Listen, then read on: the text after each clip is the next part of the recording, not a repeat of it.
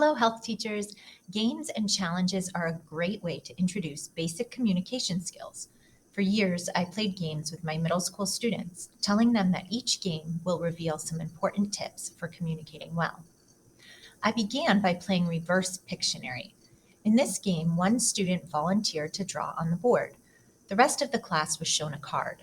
They had to get the student to draw the object without making any reference to the object itself. For example, if the object was a football, students couldn't say pigskin or thing used by the NFL. Instead, they would have to say things like draw an oval, put a small horizontal line towards the top of it. This would continue until the student who was drawing was able to guess the word. Some good word choices for this include piece, apple, smile, and pencil. I didn't moderate the play at all. If students yelled out at once, I let them do it. When chaos grew, I'd step in, asking them if they wanted to rethink their strategy. What could they do to make it easier for the student to draw?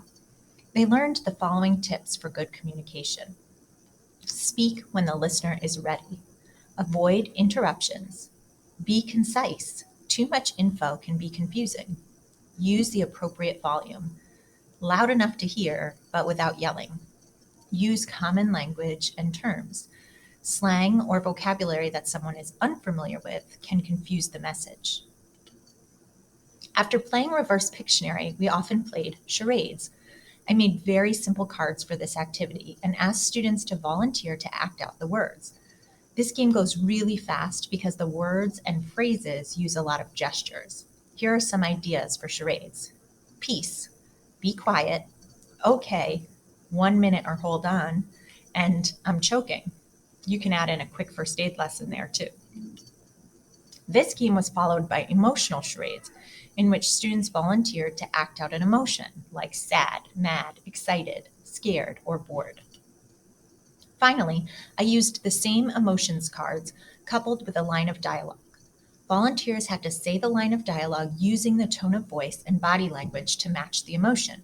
The lines I used were, I'm sorry, and we need to talk. These 3 games taught students to communicate sincerely by matching their body language with their message and by being aware of the tone and volume of their voice.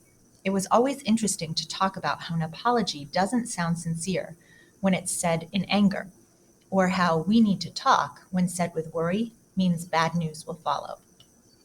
I hope you can put some of these games to use when introducing communication skills to your students. Check out the description for links to connect with me and for other skills-based health resources.